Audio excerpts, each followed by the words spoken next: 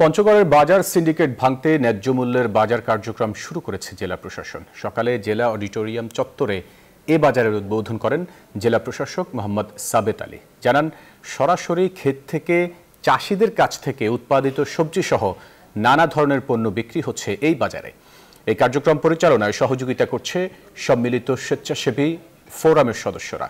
বাজার থেকে 20 থেকে 30 টাকা কমে লাউ, পেঁয়াজ, মরিচ, করলা, বাঁধাকপি, মূলা সহ নানা ধরনের শাকসবজি কিনতে পেরে খুশি ক্রেতারাও।